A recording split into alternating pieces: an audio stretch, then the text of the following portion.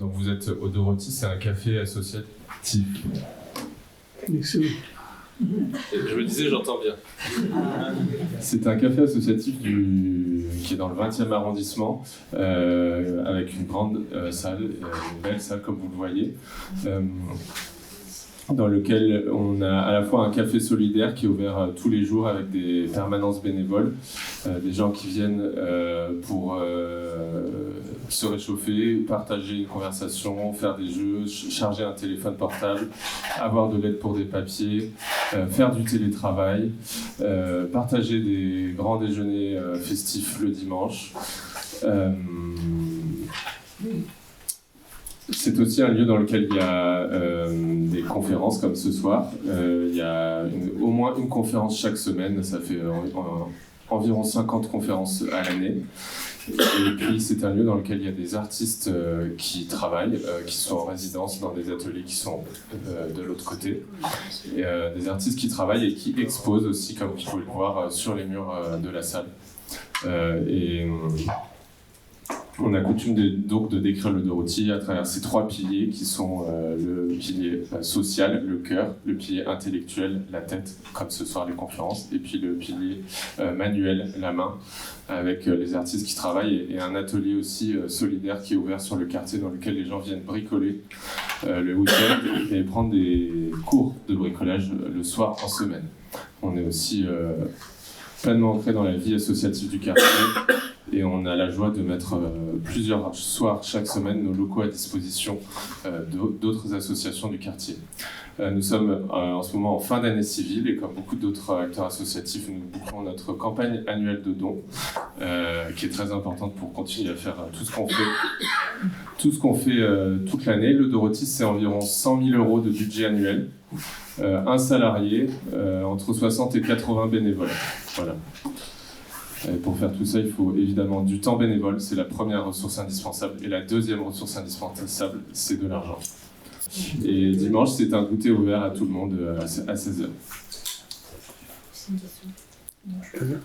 Merci à Camille Scholl et Pierre Micheletti d'être avec nous ce soir. François va présenter nos invités dans un instant. Je rappelle juste avant le cycle de conférences dans lequel s'inscrit cette dernière soirée. C'est un cycle qu'on a construit donc, avec nos amis de chez Confrontation qui sont représentés ce soir par François sur le thème exil et asile. Nous avions fait il y a environ 2 mois une première conférence sur la question de l'exil de manière générale et la figure de l'exilé, en thématisant à partir d'une part de la Bible, de l'Ancien Testament en particulier. Le propos était développé par une bibliste, Elena Dipédé, et d'autre part la réalité quotidienne, contemporaine des personnes exilées ou migrantes. Tous ces termes ont été discutés lors de la première soirée avec Violaine Carrère qui représentait le GISTI, qui est une grande association historique de défense des personnes étrangères en France. Et puis il y a 3 semaines, nous avions eu une deuxième conférence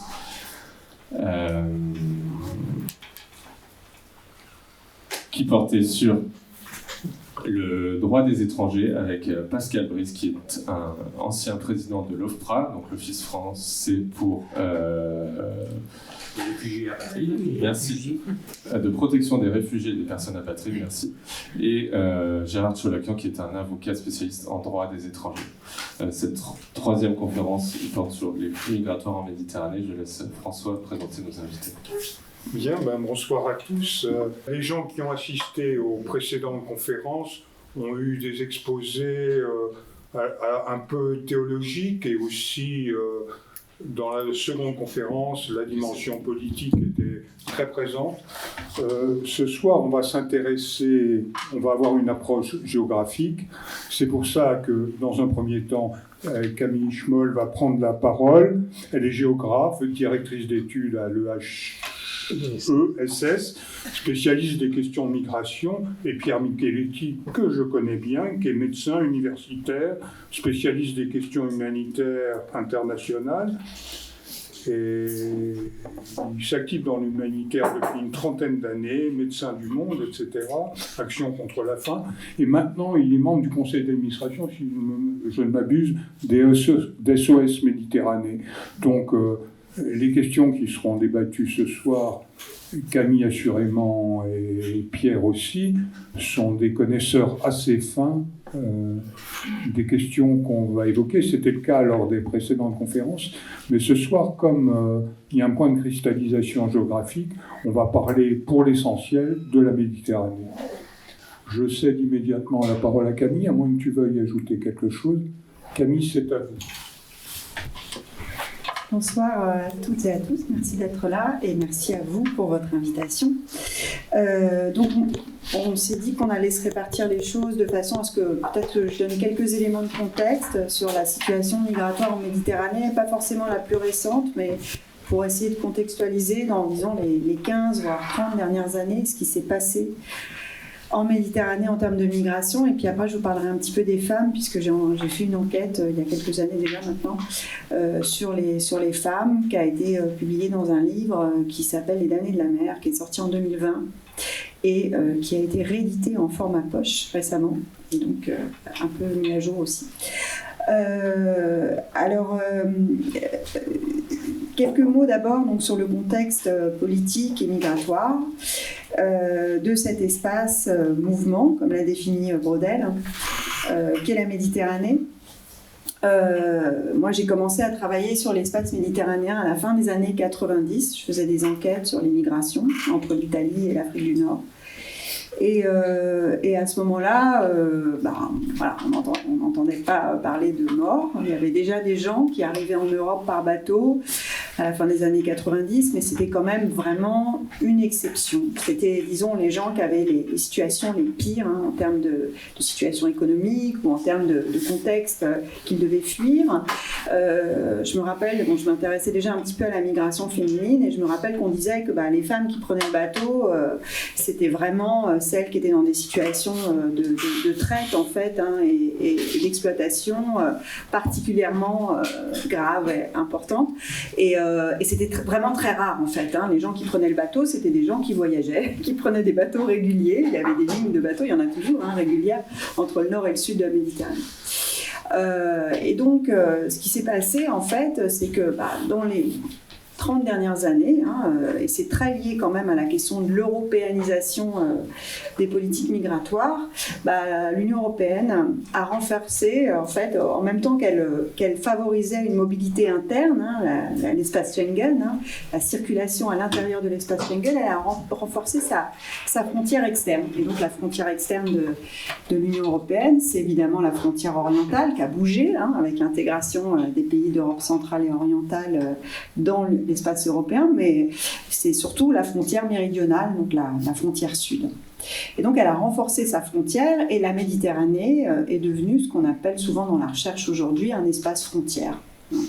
Et on parle même d'un processus de frontiérisation, c'est pas très joli, je vous l'accorde, de la Méditerranée. C'est-à-dire que la Méditerranée est devenue ce lieu où les personnes se retrouvent à se heurter en fait à la réalité de la frontière européenne. Alors ça, c'est allé progressivement, et ça touche évidemment pas seulement la mer, ça touche les États qui bordent la Méditerranée d'abord, l'Union européenne, les pays européens, mettre en place des accords de coopération avec ces États pour éviter que les gens prennent la mer. Et puis, c'est lié aussi à la politique des visas, parce que pour revenir encore aux années 90, la plupart des personnes ne prenaient pas la mer parce qu'elles trouvaient d'autres moyens, et des moyens légaux en fait, de se rendre en Europe. C'était la grande majorité qui arrivait en Europe, alors qu'ils pouvaient après se retrouver sans papier, c'était pas la question, mais qui arrivaient avec des papiers, avec un visa. Voilà, donc les politiques migratoires se sont durcies, le contrôle s'est renforcé, la coopération avec les pays de transit s'est renforcée pour éviter que les gens traversent. Et on s'est retrouvé donc avec cette frontière qui n'est pas seulement, qui n'est pas une ligne en fait, qui est une zone immense, qui est une zone qui couvre l'ensemble de la mer d'abord, mais qui est aussi, qu'on pourrait étendre aussi aux pays que les gens traversent. Et donc moi, ce qui m'a intéressée dans mon enquête, donc j'ai mené cette enquête de la fin des années 2000, en particulier autour des femmes, jusqu'à la fin des années 2010, disons, c'était justement de voir en fait qu'est-ce que ce processus-là de renforcement de la frontière, de durcissement des politiques migratoires faisait, en particulier aux femmes qui ont donc ces trajectoires, ou aussi les hommes, ces longues trajectoires de traversée d'abord d'une partie de l'Afrique et puis ensuite de la mer. Qu'est-ce qui s'est passé entre-temps, en fait?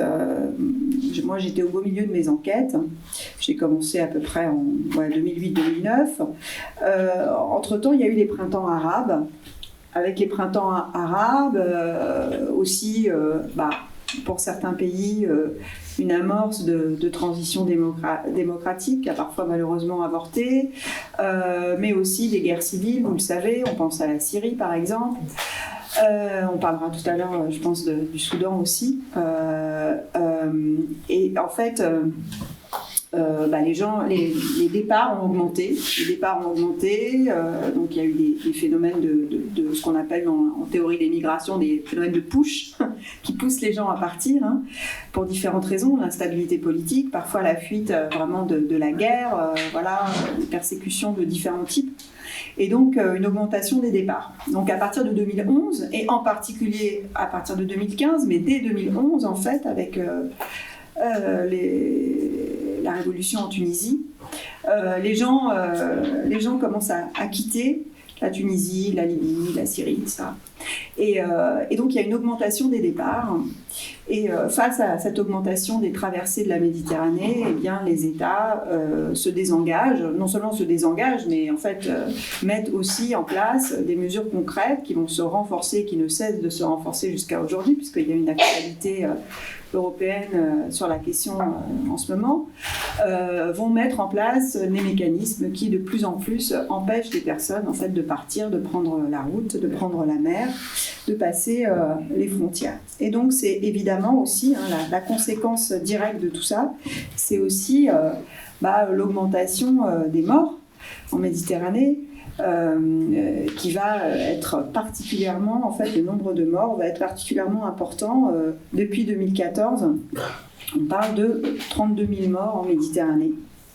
Et face à cette inaction, voire pire, cette frontiérisation et ces mesures dissuasives et répressives qui sont mises en place par les États européens, il y a aussi, mais ça on en reparlera après, des ONG et en premier lieu SOS Méditerranée qui se mettent en place pour sauver la vie des gens en mer. Et on y reviendra.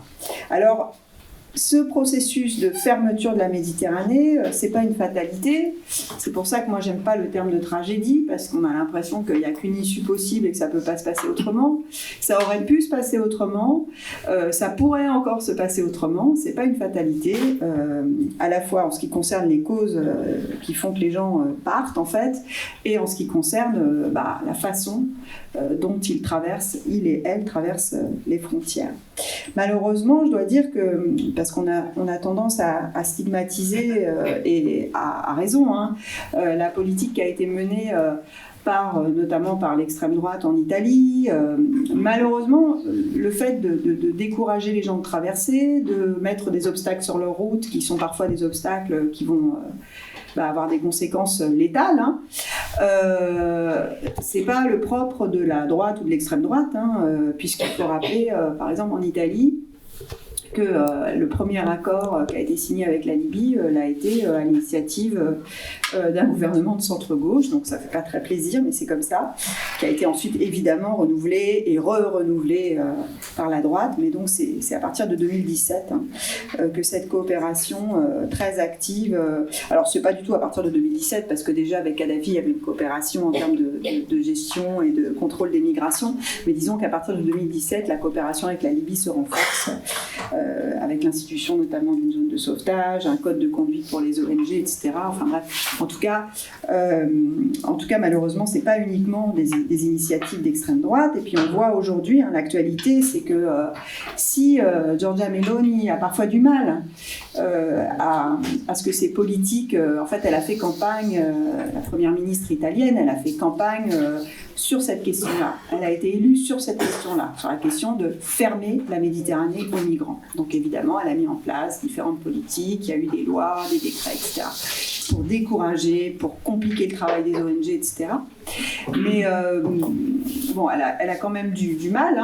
Enfin, les résultats sont pas si évidents que ça parce que c'est difficile d'arrêter les migrations. On pourra en revenir là-dessus si vous voulez. Elle arrive quand même à compliquer sérieusement le travail des ONG et puis à vulnérabiliser surtout les gens qui prennent la route maritime.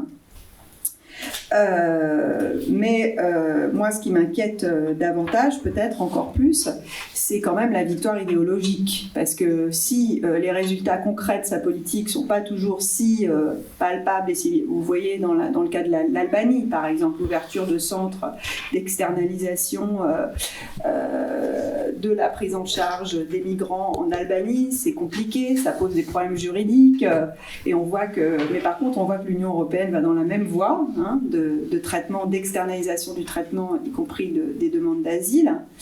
Et idéologiquement, on a l'impression que petit à petit, cette question, cette évidence selon laquelle, de toute façon, il faut renforcer les frontières, il faut empêcher à tout prix les gens d'arriver, il faut les renvoyer à tout prix pour les décourager de partir, même si on a beau dire et redire, et du côté de la recherche, on a quand même pas mal d'éléments empiriques pour montrer que les gens continueront de partir, parce qu'ils ont de très très bonnes raisons d'abord de partir. Donc dans les faits, ces politiques-là ne fonctionnent pas, n'ont pas l'effet escompté sur les migrations, elles posent plein de problèmes juridiques, etc. Mais en revanche, elles sont extrêmement séduisantes sur le plan politique. Donc ça a été au cœur de la campagne électorale des élections européennes de 2024. Voilà, c'est un thème qui est extrêmement fort et c'est même une forme de... Parfois, moi je trouve que c'est une forme de fixation que de parler de faire... Parce que par ailleurs l'essentiel, encore aujourd'hui, l'essentiel des migrations ne passe pas par la Méditerranée en fait, en Europe. Mais bon, c'est utile en fait, de point de vue politique, c'est payant de se focaliser sur cet espace-là. Peut-être quelques mots avant de laisser la parole à Pierre sur la question des femmes. Donc moi j'ai enquêté donc à partir de 2008-2009 sur les femmes qui traversaient la frontière méditerranéenne.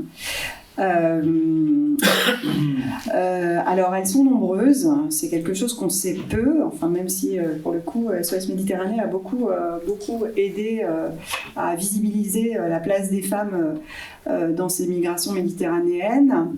Ce sont des femmes qui viennent de différents pays en fait, d'Afrique de l'Est, de l'Ouest, et qui, comme pour les hommes, et qui, à l'origine de leur départ, il y a les mêmes raisons que pour les hommes, donc fuir des persécutions, rechercher une vie meilleure. Voilà, il y a aussi une part de désir. Moi, je dis toujours qu'il y a une part de désir dans l'immigration, aussi simplement d'avoir une vie meilleure, d'améliorer sa vie. C'est légitime, me semble-t-il. Mais il y a aussi toujours des questions qui sont liées au genre, au fait que ce soit des femmes. Donc en général, ce sont aussi des femmes qui fuient des violences liées au genre, ou qu'elles aient été contraintes à un mariage, ou qu'elles se sont retrouvées isolées parce que mère célibataire et que c'était très difficile, ou des choses comme ça. Mais en tout cas, il y a toujours des raisons qui sont liées aussi au fait que ce sont des femmes, des mères, etc. Et puis sur la route, elles rencontrent les mêmes obstacles que les hommes, mais en fait, il y a aussi une dimension de genre et de violence de genre dans ce qu'elles rencontrent. Et donc toutes les épreuves, qui sont celles de toutes les personnes qui prennent la route, alors là je vais parler de choses pas très gaies, la torture, l'emprisonnement, le racket, le viol, évidemment pour les femmes c'est encore plus présent, et pour les personnes vulnérables, les plus vulnérables en général. Voilà, donc la trajectoire des femmes, c'est une trajectoire de vulnérabilisation quelque part, c'est-à-dire que moi je trouve ça très important d'insister là-dessus. Certes, on peut considérer qu'au départ, si elles partent, c'est aussi parce qu'il y a des raisons humanitaires qui font qu'elles partent. Mais en fait, même pour celles qui n'avaient pas des raisons humanitaires de partir, c'est-à-dire, moi je ne crois pas à l'opposition migrants humanitaires, migrants économiques, c'est beaucoup plus complexe. Mais bon, de fait, il y a des gens qui sont dans des situations de vulnérabilité plus importantes ou de risques beaucoup plus importantes que d'autres et qui fuient des persécutions, etc. Mais en tout cas, même celles qui n'étaient pas dans cette situation-là, en fait, elles sont rendues, c'est la route, en fait, c'est la frontière qui les transforme en sujets humanitaires. C'est-à-dire qu'en fait, les obstacles qui se dressent sur leur route sont tellement atroces qu'en fait, même quand elles étaient en bonne santé, avec des situations économiques correctes, au départ, parce que souvent les personnes qui partent ont plutôt des situations, disons, meilleures que la moyenne dans leur pays, même si ça peut sembler contre-intuitif, en réalité, elles subissent tellement d'épreuves en route que quand elles arrivent en Europe, si elles arrivent en Europe, c'est des sujets humanitaires. C'est des gens qui sont traumatisés, qui sont multi-traumatisés par le voyage, qui ont vécu des choses atroces. Et donc, moi, je trouve que ça soulève une vraie question. C'est complètement absurde, c'est complètement dingue de contraindre des gens, en pensant que ça va décourager les autres de partir, de mettre des gens dans des situations de souffrance telles. Et malgré tout, ce que j'ai essayé de montrer, moi, dans mon travail, c'est que malgré tout, il y a quelque chose de l'ordre, pour dire des trucs un peu positifs et un peu d'espoir quand même, il y a quelque chose de l'ordre quand même d'un désir d'autonomie, d'un désir d'exister en tant qu'individu, en tant que femme, de s'épanouir à travers la migration qui reste très fort. Et même, parce que moi, ces femmes, je les ai rencontrées une fois qu'elles ont traversé la Méditerranée, donc en Europe.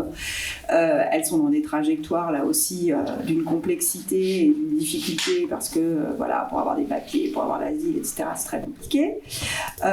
Mais malgré tout, il y a une force. Je ne sais pas, là pour le coup, je n'ai pas forcément les réponses. Je ne sais pas si c'est la migration qui opère une sélection et qui fait que les gens qui arrivent en Europe sont dans une forme de détermination à réussir leur vie, à donner un sens à leur vie, au sens de donner un sens, pas au sens de gagner énormément d'argent, mais vraiment à donner du sens à leur vie particulièrement forte. Mais en tout cas, même si je ne suis pas toujours très à l'aise avec le terme de résilience, il y a quelque chose quand même dans les trajectoires des femmes que j'ai pu suivre qui est de cet ordre-là, d'une force quand même et d'une capacité quand même à continuer, à poursuivre son chemin. Pour terminer, je voudrais dire deux mots d'un terrain plus récent qui va nous déplacer un petit peu par rapport à la Méditerranée. Depuis de bonnes années, j'enquête sur l'arrivée de femmes, je continue à travailler sur les femmes, de femmes ukrainiennes dans des villages, en particulier dans une région entre la Normandie et les Hauts-de-France.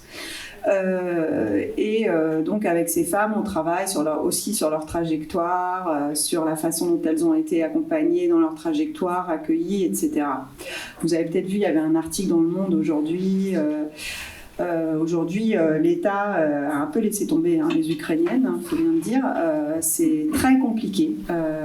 Toutes les mesures d'accompagnement sont en train de disparaître les unes après les autres.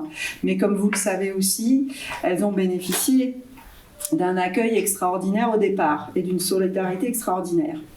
Et ce qu'on observe sur ce terrain des femmes ukrainiennes, d'abord, c'est que les personnes qui les accueillent,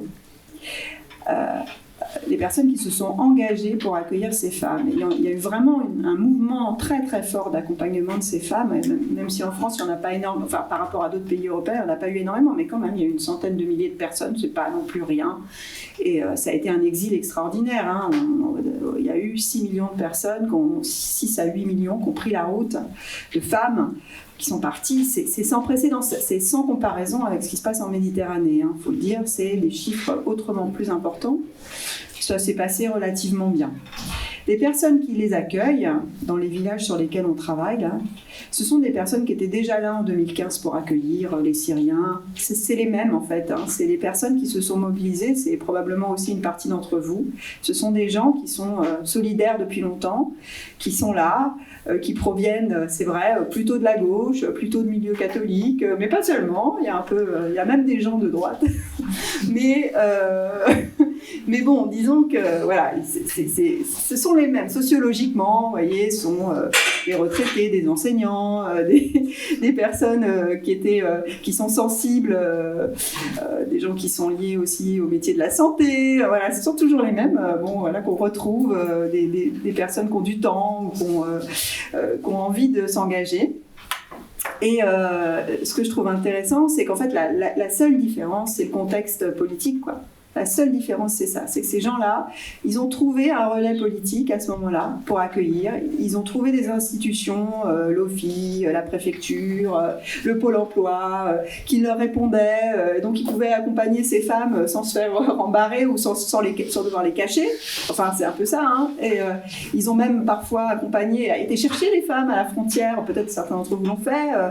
Les ont aidés à voyager, leur ont réservé l'hôtel sur la route. Enfin, tout ça, c'était possible. Alors que si on faisait ça pour quelqu'un d'autre, d'une autre origine, on serait taxé de passeur, en fait.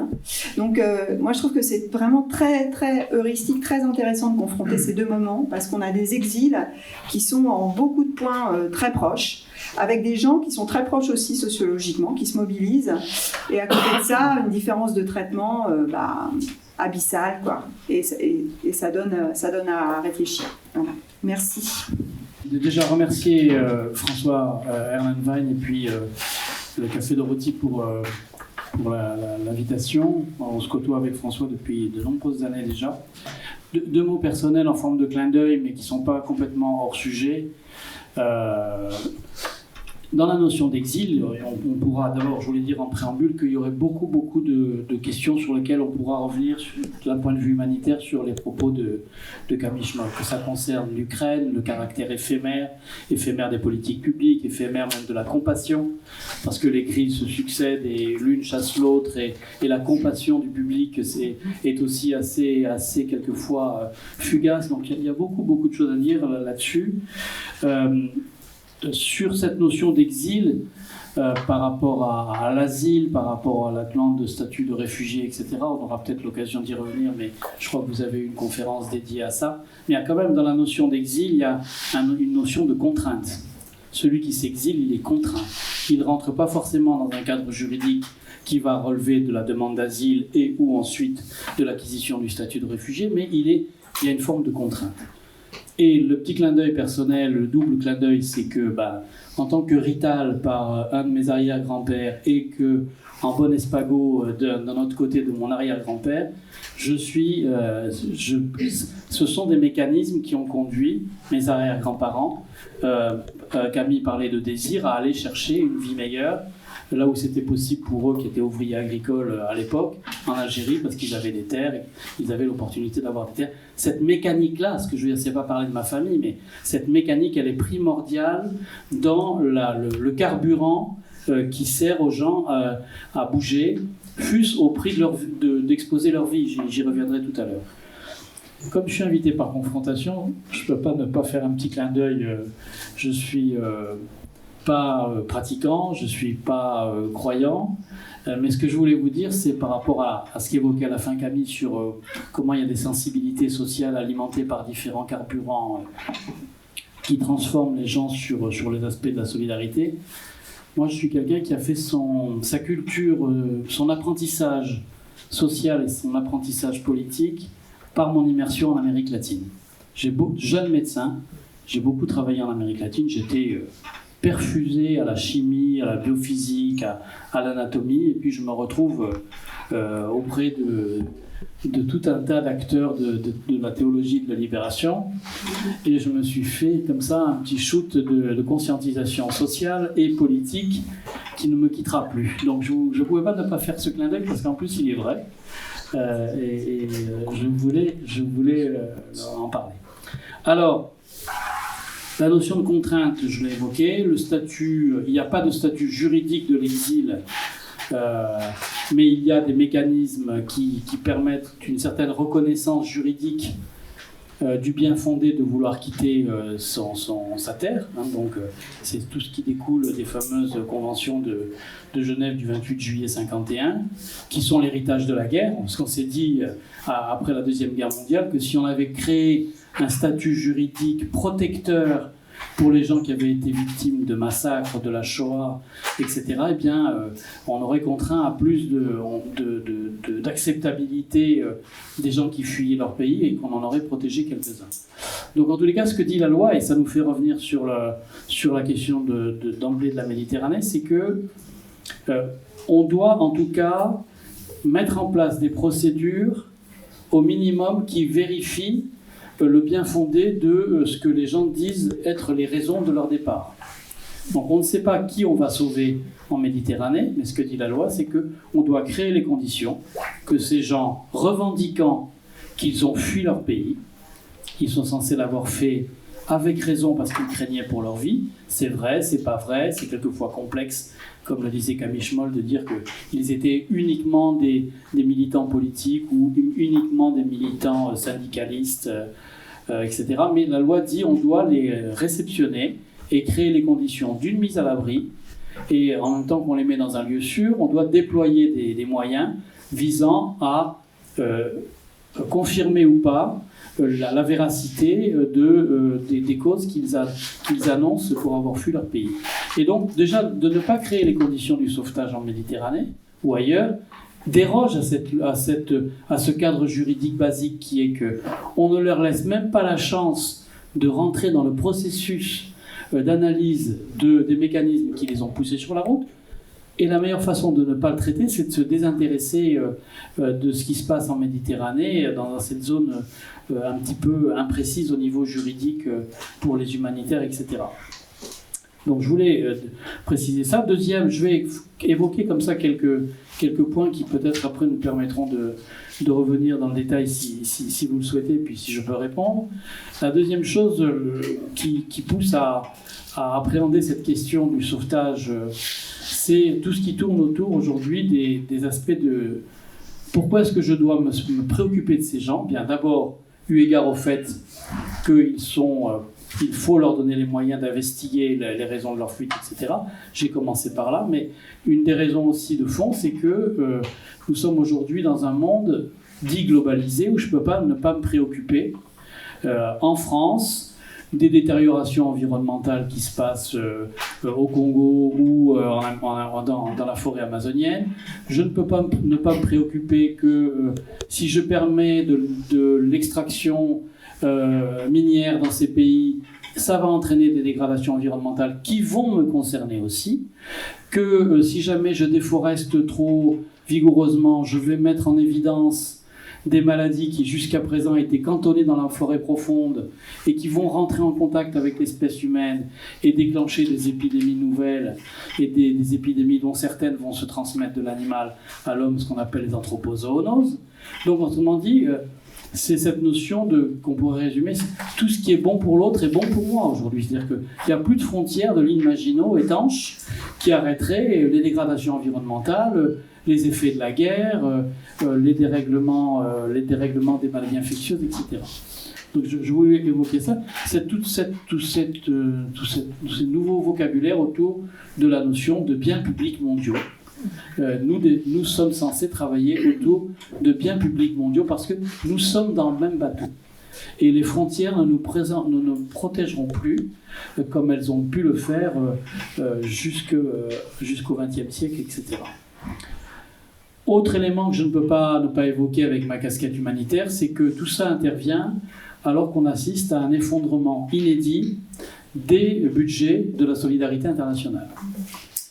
Et bien sûr, ce point ne sera pas indifférent au précédent. C'est-à-dire que je vais revenir tout à l'heure sur les mécanismes qui poussent les gens sur les routes, mais si je ne m'intéresse pas au développement de l'autre, à son bien-être, à sa sécurité alimentaire, médicale, à ses emplois, etc., comment m'étonner que l'autre va s'exiler pour chercher des alternatives à travers l'exil qui procède de la survie.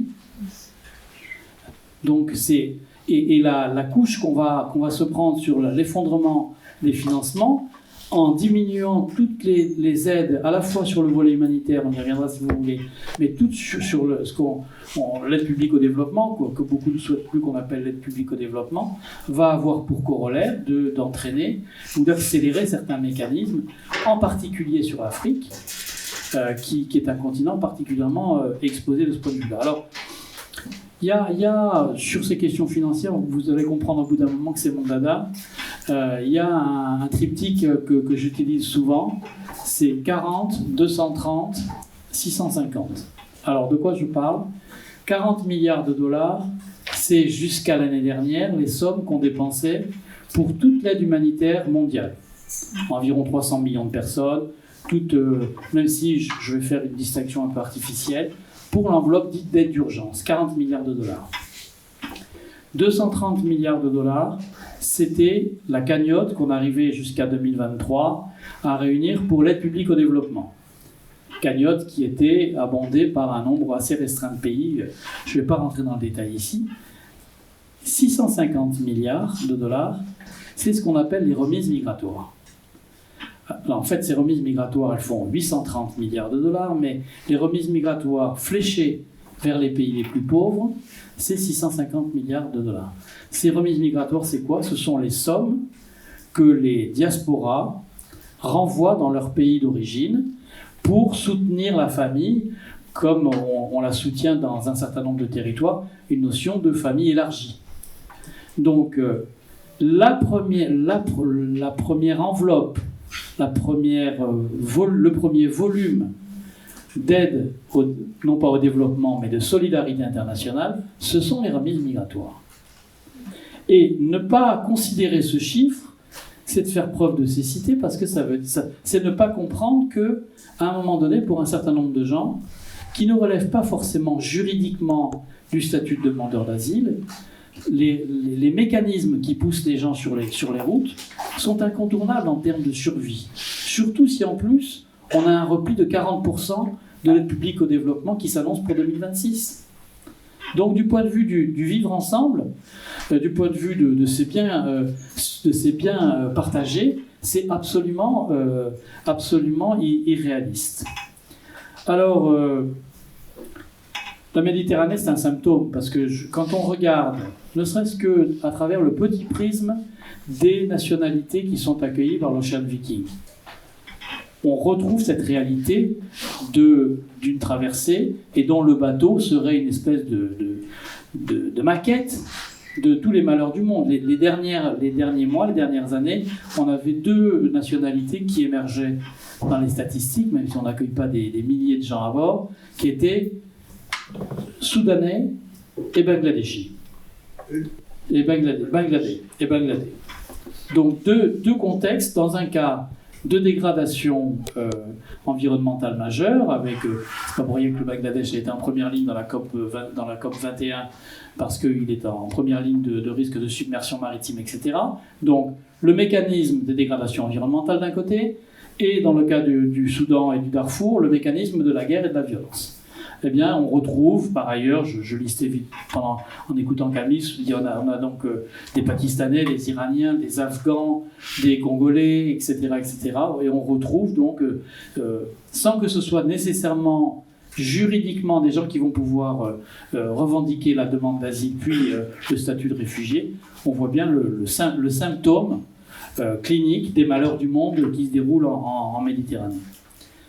Pourquoi est-ce que des familles acceptent le risque de perdre un fils, une fille jeune, et acceptent d'assortir cette prise de risque avec des dépenses qui peuvent faire plusieurs milliers d'euros, alors qu'ils sont en général en état de survie? Parce que c'est une dépense pour les familles élargies de survie, et c'est une dépense d'investissement. Le fils ou la fille qui arrive en Europe ou dans l'Union européenne ou en Grande-Bretagne, eh bien, il va consacrer immanquablement une partie de ses revenus à les faire ruisseler dans la famille élargie de son pays d'origine. Et ce mécanisme, il est primordial, puisque ce sont des familles qui, sans cette bouée de sauvetage, sans mauvais jeu de mots, des remises migratoires, seraient dans une difficulté très importante. Donc, ça me semble absolument important de le partager avec vous. Alors, d'où viennent-ils? Je vous l'ai dit. Ce n'est pas une crise humanitaire aux portes de l'Europe qui est mineure. Hein. C'est, Camille l'a dit, on est à 33 000 en fait, parce que je surveille un petit peu les productions. On a mis en place à partir de 2014, sous l'égide de l'Organisation internationale des migrations, une banque de données qui est à jour. On est à 33 000 morts depuis qu'a été mis en place ce mécanisme de surveillance en 2014. Donc c'est pas une petite urgence humanitaire, et elle se déroule aux portes de l'Europe, qui était le deuxième financeur mondial de l'aide humanitaire, qui est devenu le premier, et pour qui c'est un impensé. Le sauvetage des migrants en Méditerranée est un impensé, donc on n'y met pas d'argent. 2 années de suite, j'ai essayé, moi qui fréquentais beaucoup le rendez-vous annuel qu'on appelle le Forum humanitaire européen de Bruxelles, qui est le grand raout de la communauté humanitaire européenne. Il a été impossible d'inscrire à l'ordre du jour de ce rendez-vous annuel le thème des migrants naufragés, ou alors de façon elliptique par la petite porte. C'est un impensé et c'est un non-dit de la politique européenne, et c'est important de le savoir. Alors qui sont-ils? Des jeunes gens, parce que pour accepter de prendre le risque avec toutes les violences, j'y reviendrai rapidement, essentiellement des hommes jeunes, 85% d'hommes, une quinzaine de pourcents de femmes, hein, tout âge confondu. Donc des gens jeunes, 25% dans l'expérience de SOS Méditerranée de jeunes qui n'ont pas encore atteint l'âge des moins de 21 ans ou 18 ans, je ne sais plus, enfin un certain nombre de gens qui sont des mineurs, ce qui est à la fois un gage de bonne santé et de pêche chez ces jeunes gens, mais qui obéit aussi à des logiques un petit peu stratégiques, puisque étant mineurs, on ne peut pas leur réserver le même sort qu'on réserverait à des adultes quand ils arrivent en Europe. Donc dans cette stratégie de dépense, d'investissement, si j'ai un fils de 16 ans qui passe, il va connaître un autre sort du point de vue de l'examen juridique qu'un fils de 23 ans, puisqu'il est mineur. Donc tout ça participe d'une logique systémique et rationnelle de la part de ces familles pour qui le voyage est une dépense de survie. Qu'est-ce qu'ils ont comme problème de santé? Comme ils sont jeunes, donc on commence en médecine par définir la population, parce que s'ils avaient 70 ans, on aurait d'autres pathologies que des jeunes gens de 20 ans et qui sont beaucoup des jeunes hommes. Il y a 4 catégories. Il y a tout ce qui vont être les conséquences des maladies et ou des violences qu'ils vont subir pendant la route migratoire jusqu'à l'arrivée sur la côte sud. Travail forcé, déshydratation, malnutrition, enfin toute la galère.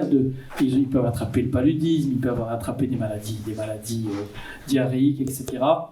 Ils arrivent en Libye ou en Tunisie, mais parlons de la Libye qui est particulièrement caricaturale.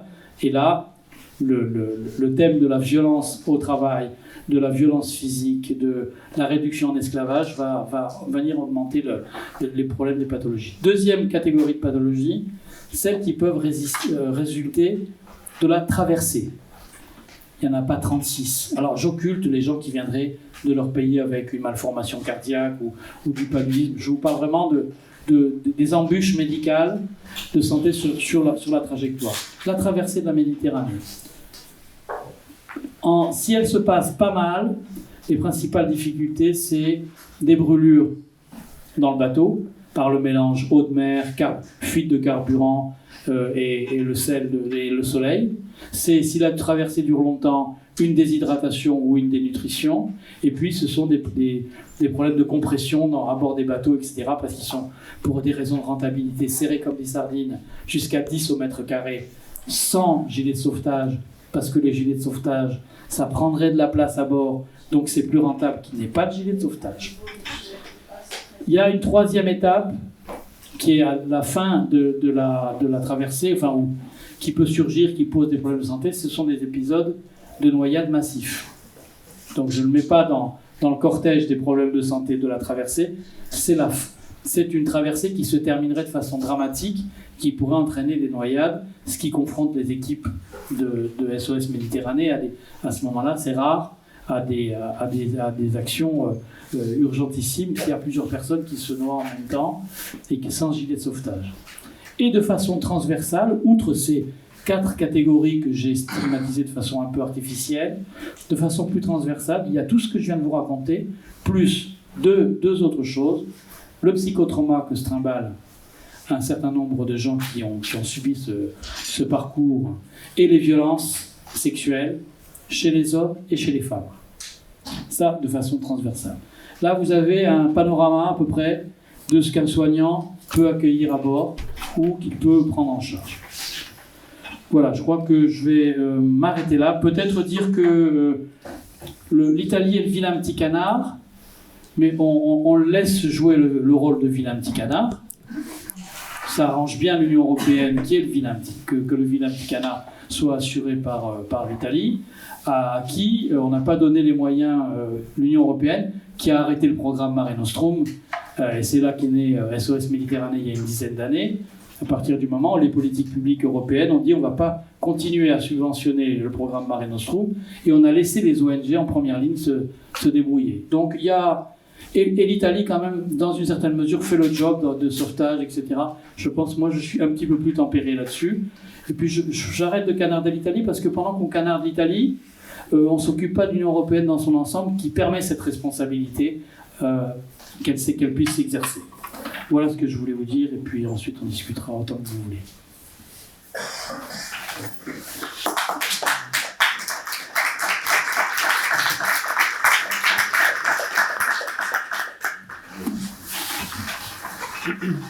Merci beaucoup à tous les deux. On va tout de suite ouvrir des questions à la salle. Peut-être que je peux démarrer pour mettre en appétit tout le monde. Camille, est-ce que vous pourriez redire un peu, décrire un peu vos terrains? Vous avez parlé des femmes ukrainiennes dans les villages, donc là on a compris que c'était... pas très loin d'ici. Voilà, enfin en France, en contexte... oui, c'est ça, en France. Est-ce que vous pouvez nous dire comment est-ce que vous avez, par exemple, enfin vous n'avez pas prononcé le terme, mais ethnographié les trajectoires des femmes migrantes en Méditerranée? Est-ce que ça marche? Ouais. Alors, en fait, j'ai fait une ethnographie, donc j'ai procédé par immersion au long cours dans plusieurs endroits parce que en fait cette frontière méditerranéenne dont je vous ai parlé aussi elle se déplace en fait et donc il y a des lieux qui sont des lieux importants à un moment donné et qui le seront moins à un autre moment et donc j'ai commencé en 2008-2009 à Malte. Malte a été le premier État européen à avoir une politique, je crois, enfin en tout cas mais sud-européen, avoir une politique extrêmement dure vis-à-vis des personnes qui traversaient la Méditerranée, une politique d'enfermement systématique des demandeurs d'asile. Qui pouvait aller jusqu'à 9 mois, mais qui était systématiquement appliqué, y compris aux femmes et aux enfants, qui dormaient tous ensemble dans des centres, ce qu'ils appellent des centres fermés. Donc là, je parle du début de mes enquêtes, donc voilà, fin des années 2000. Voilà, ça a un petit peu évolué. Il y a eu quand même des batailles juridiques qui ont été menées, qui ont fait que les choses ont évolué, mais à l'époque, c'était comme ça. Donc, j'ai commencé là-bas, auprès de donc souvent de femmes. Je ne pouvais pas accéder aux centres fermés, qui sont des centres de rétention en fait. Donc j'ai rencontré les personnes qui en sortaient, qui me racontaient voilà, leur trajectoire, etc. Ensuite, je suis partie en Italie, j'ai travaillé à la fois en Sicile, en particulier dans l'est de la Sicile, qui est une région importante sur les routes migratoires. Il y a plusieurs hotspots, donc des lieux de tri, un peu des arrivées, une fois arrivé en Italie. Et puis, il y a des centres d'accueil et j'ai travaillé essentiellement dans des centres d'accueil pour demandeuses d'asile, donc des centres réservés aux femmes et aux familles, en Sicile et puis dans la région de Rome. Et aussi un petit peu dans des Donc, ces centres d'accueil, c'est des méga-centres parfois, c'est des espèces de cathédrales dans le désert. J'ai enquêté dans un centre qui a pu accueillir jusqu'à 4000 personnes à un moment donné, au plus fort de ce qu'on a appelé à tort la crise migratoire, de 2015 à 2017. Et puis, faut imaginer que dans ces années-là, on a débloqué près de 300 000 places d'accueil en Italie. Hein. Donc, il y a des méga-centres comme ça, et puis il y a eu aussi des hôtels, par exemple, qui ont fait du business. Il faut bien dire les choses telles qu'elles sont dans l'accueil. Et donc, il y avait aussi des lieux beaucoup plus petits qui accueillaient, et pas forcément mieux, des femmes et des familles. Et donc, ce que je peux raconter aussi, c'est qu'en fait, donc moi je m'y rendais très régulièrement, tant que c'était possible, parce qu'il y a eu des endroits où à un moment donné c'était plus possible, comme en rétention. Mais ce que je peux dire aussi, et ce qui m'a beaucoup marqué, c'est qu'en fait, et je l'ai retrouvé dans d'autres travaux, dans d'autres recherches sur cette question-là, c'est qu'en fait les personnes avaient, peut-être que ça soulève des questions en termes de traumatisme et tout aussi, mais les femmes que j'ai rencontrées avaient très envie de parler, en fait. Elles avaient très envie de raconter leur trajectoire, de raconter ce qu'elles avaient subi, de parler.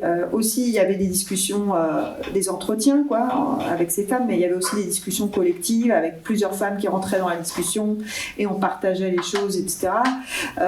J'ai passé beaucoup de temps, hein, donc j'ai beaucoup aussi contribué à la vie collective. Je me suis occupée des enfants, j'ai fait des courses, des trucs, donc voilà. Et en fait, il y avait vraiment une envie très très forte, un besoin de déposer son histoire. Moi, je le vis comme ça. C'est-à-dire, dans la trajectoire, à un moment donné, on trouve un lieu sûr, entre guillemets, un moment... Alors, je ne sais pas ce que ça leur fait après, mais je sais que plusieurs fois, elles m'ont dit moi, je dépose ça là, c'est dit, et on n'en parle plus.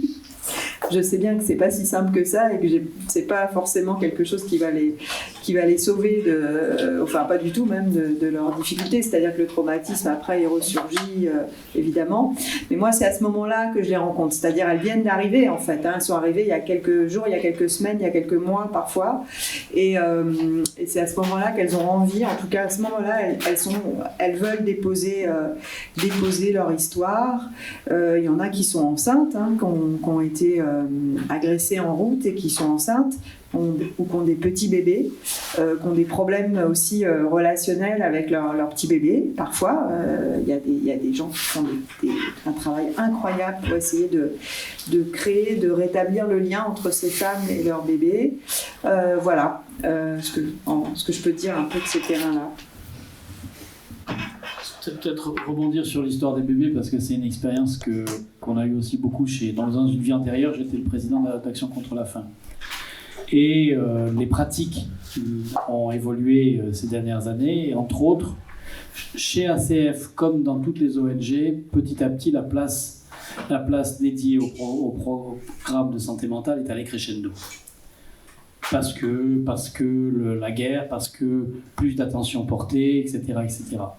Et chez ACF, ça se traduisait d'une façon très, très concrète, et c'est pour ça qu'on s'est mis à résolument développer une part de programme sur le psychotrauma dans les camps de réfugiés, parce qu'on avait des femmes qui avaient fui.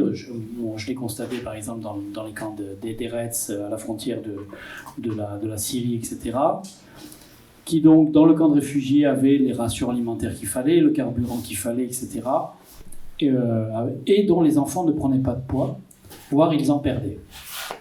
Et en fait, ce qui se passe, c'est que, et c'est assez connu du point de vue, alors je ne suis pas psychiatre, mais je le soigne puisque je suis marié avec une pédopsychiatre, et elle développe un syndrome de négligence de l'attention de la maman au bébé, et cette négligence a immédiatement des conséquences à la fois retardées sur le développement de l'enfant, mais la négligence, elle se traduit aussi par moins d'attention donnée tout simplement à préparer le repas, etc.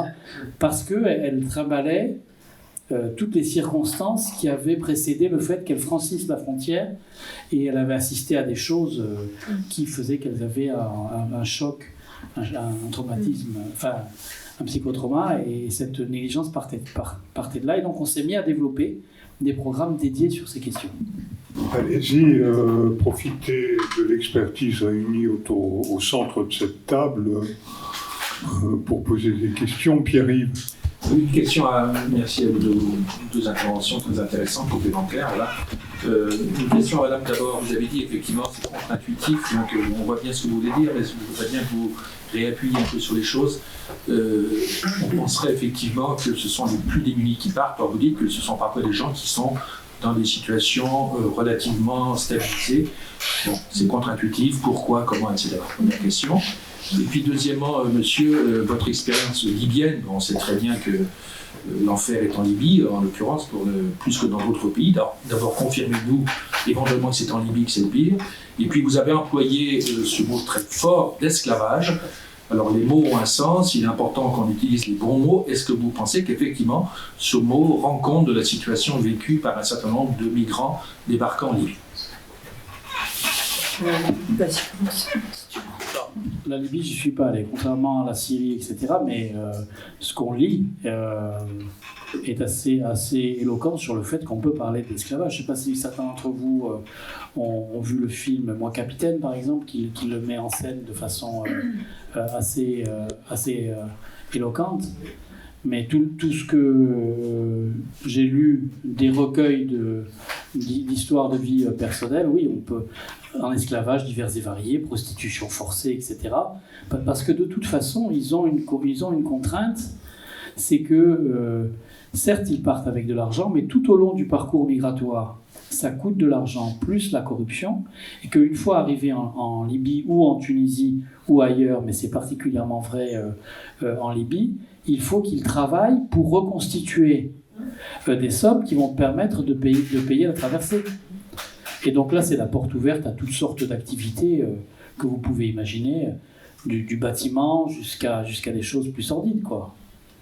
Et c'est une forme d'esclavage dans la mesure où ce travail, il fait partie de toute une chaîne de prédation financière qui, depuis le départ de leur pays d'origine jusqu'à la côte libyenne, pour se donner les moyens de la traverser. Si tu le permets, Pierre, je voudrais ajouter sur la description de l'esclavage. L'esclavage peut se poursuivre en Europe quand ils atteignent l'Eldorado supposé. Dans un journal, je ne vais pas citer, on avait choisi de faire une enquête sur les passeurs.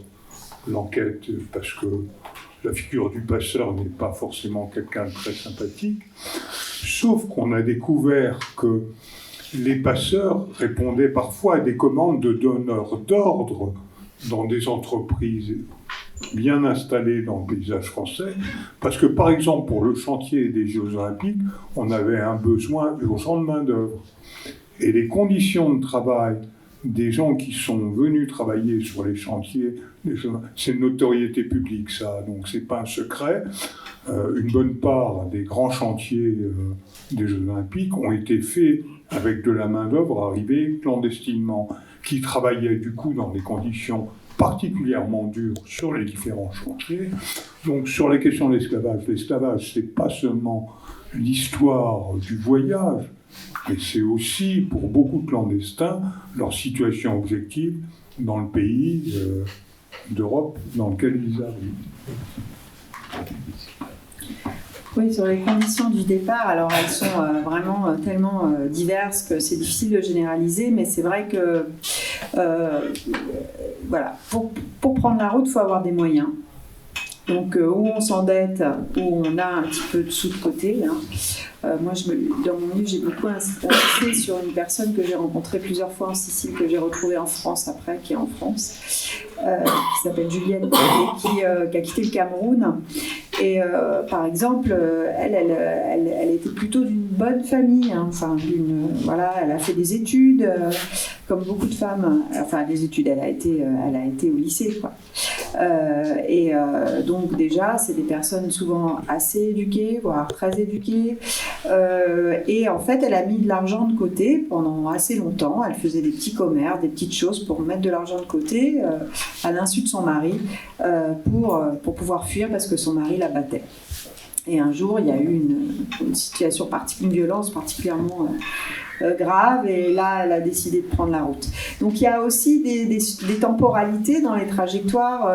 On peut fuir, mais c'est pas parce qu'on fuit à un moment donné un danger ou quelque chose qu'on n'y a pas pensé avant et qu'on n'a pas préparé aussi son départ. C'est parce que donc c'est très, en fait, on essaye dans les recherches qu'on fait sur ces questions-là, on essaie de montrer à quel point c'est beaucoup plus complexe que ce qu'on pourrait entendre parfois sur des gens qui n'ont qu'une raison de partir et qui fuient tous la pauvreté. C'est vrai aussi sur la question des migrations climatiques.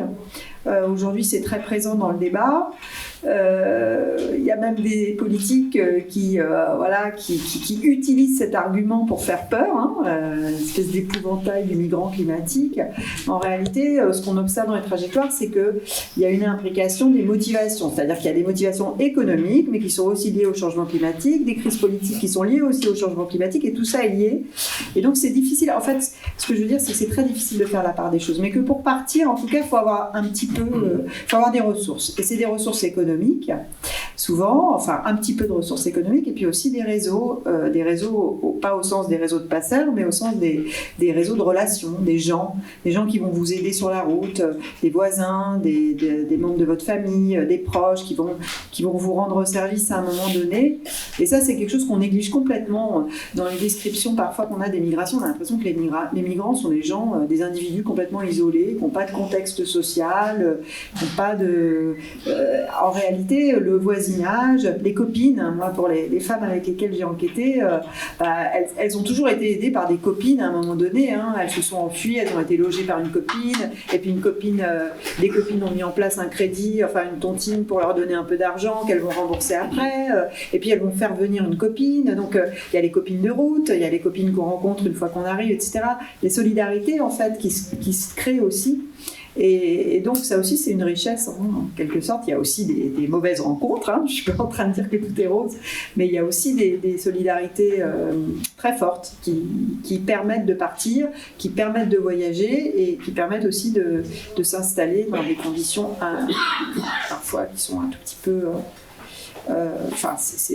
parfois c'est la seule ressource qu'on a en fait, des connaissances qui sont là. Peut-être moi, je voudrais aussi réagir sur la question des passeurs, parce que les choses ne sont pas non plus caricaturales comme on le dit. Les passeurs, ce n'est pas qu'un réseau mafieux tout au long de la route. Et ça, c'est très important. Et ça renvoie à ce que je vous disais tout à l'heure sur les effets pervers ou potentiels de la réduction de l'aide publique au développement. On est dans des situations, quand les gens traversent le Sahel, etc., avant d'arriver en Tunisie ou en Libye, où tout un tas de gens vont être des intermédiaires dans la question migratoire, mais parce qu'ils sont eux-mêmes sur des logiques de survie. C'est-à-dire que ce n'est pas parce que ce sont des exploiteurs violents, etc., mais c'est qu'ils ont compris, dans un contexte économique très dégradé, que participer à la question migratoire est une façon de générer des revenus pour eux qui n'en ont pas. Et on a un exemple très concret de ce que je suis en train de vous raconter, c'est que, indépendamment de l'effondrement, donc vous imaginez que l'effondrement de l'enveloppe financière que j'évoquais tout à l'heure, elle va avoir des conséquences, mais on a un exemple qui était décorrélé de ça, qui était la façon dont ça s'est passé au Niger. Donc le Niger, en 2017, je crois, avait promulgué une loi où les dirigeants prohibaient la participation de la population à ces questions migratoires. Le Niger le faisait aussi dans des accords de partenariat avec l'Union européenne, etc., etc. La junte arrive au pouvoir. Donc, je crois que le texte sont parés en 2017. La junte arrive au pouvoir 2 ou 3 ans après. Elle abroge ce texte de loi et en gros, elle dit il ne sera plus condamnable de participer au trafic de migrants, aux questions migratoires.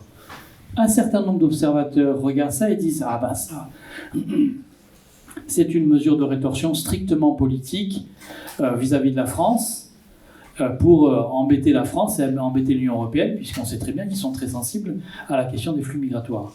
Mais le dire comme ça, c'est oublier 2 choses. C'est oublier que la France, elle avait assorti sa rupture diplomatique de l'arrêt des financements qu'elle prodiguait au Niger pour l'aide publique au développement. Donc elle a coupé le robinet de l'aide publique au développement.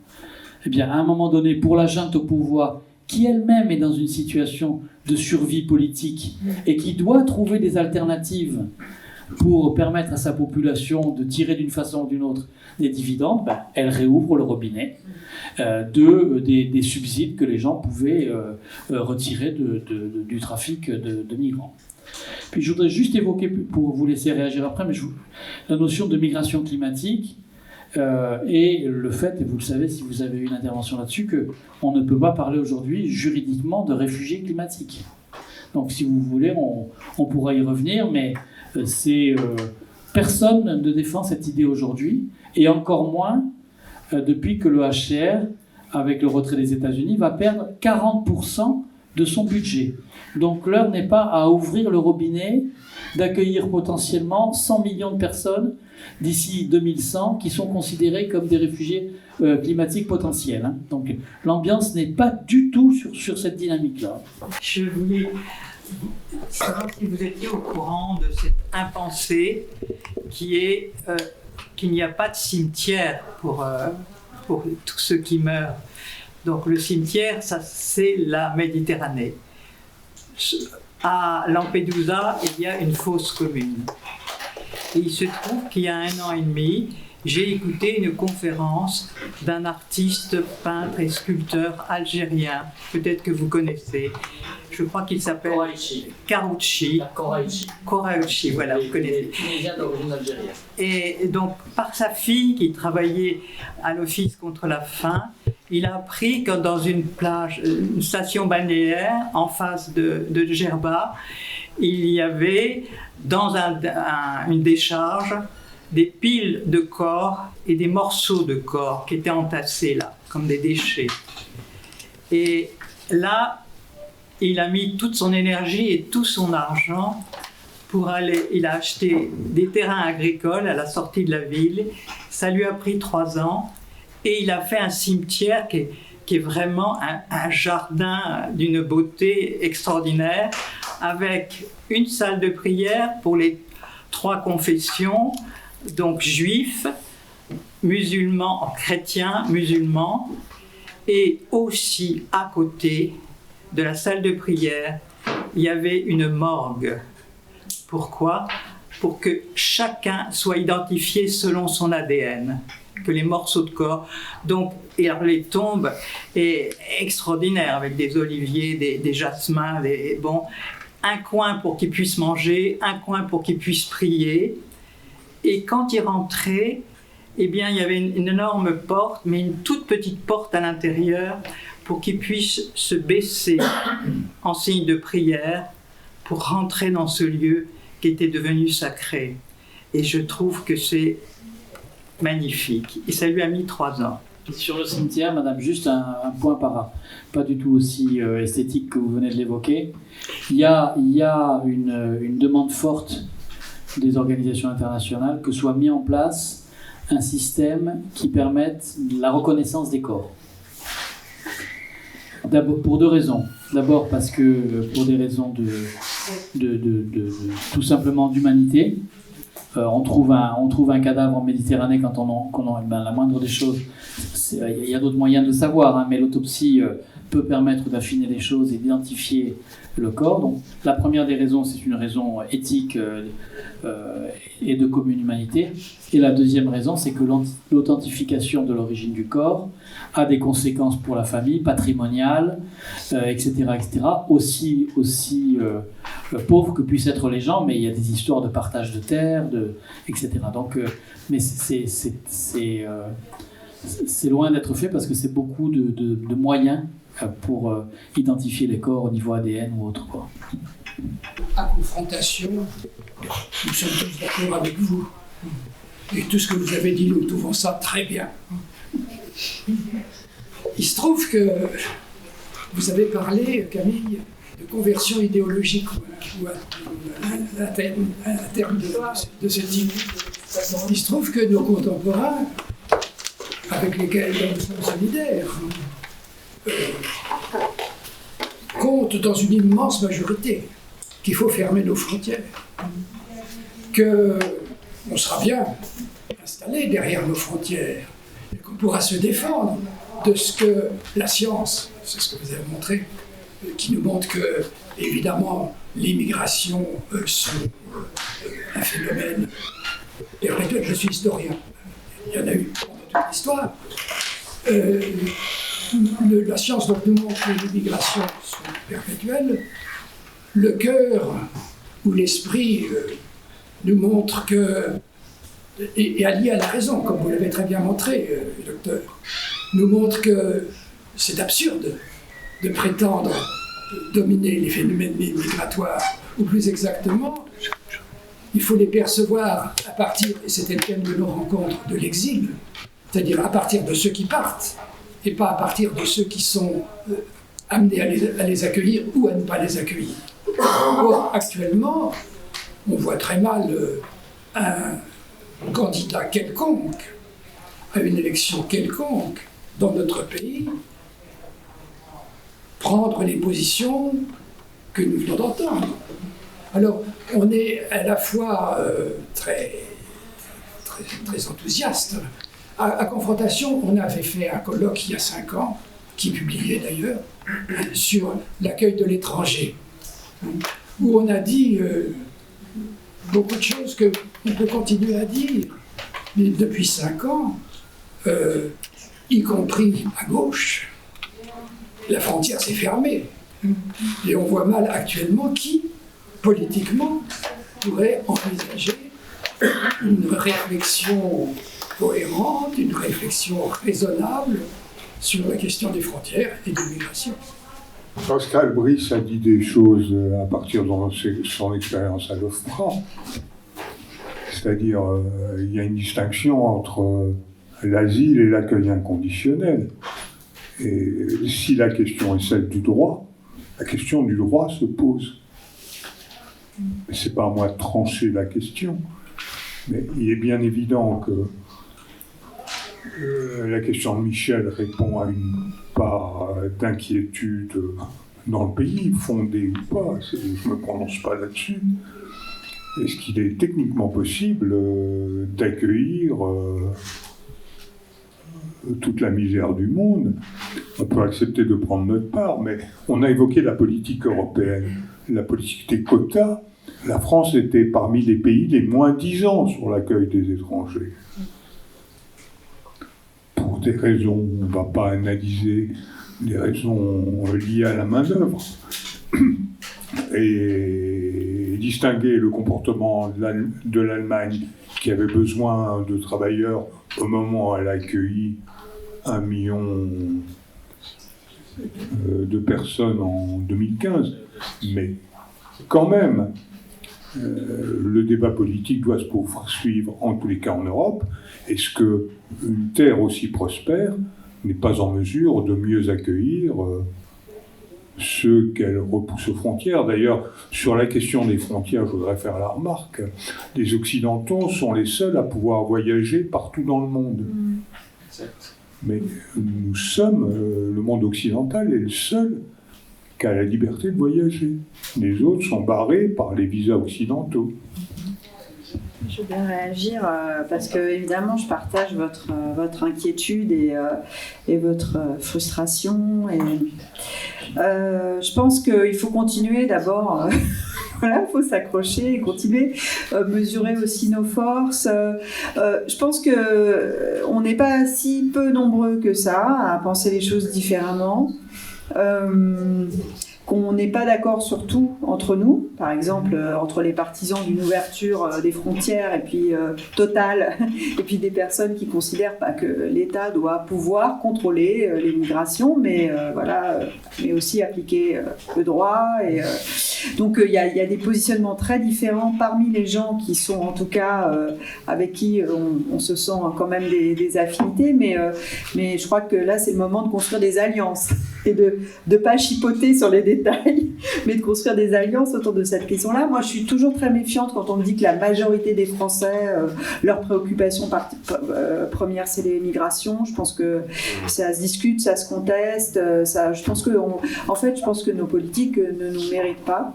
ne méritent pas voilà. La société. Oui, voilà, parce que je pense que la société est plus diverse et que il y a aussi la façon dont les questions sont posées, etc. Enfin, je ne vais pas faire la critique des sondages, mais quand même. Et donc, je pense qu'il faut garder espoir, qu'il faut s'accrocher sur les faits. Donc moi, c'est mon rôle de chercheuse, de m'accrocher sur les faits, mais il faut aussi mener une bataille qui est une bataille morale, en fait. Il faut s'accrocher là-dessus aussi, c'est-à-dire il faut continuer à la fois démontrer l'absurdité de ces politiques et de ces positionnements politiques qui de toute façon ne fonctionnent pas, démonter leur raisonnement, mais en même temps aussi continuer sur pas laisser de place en fait sur le champ moral, continuer à occuper l'espace.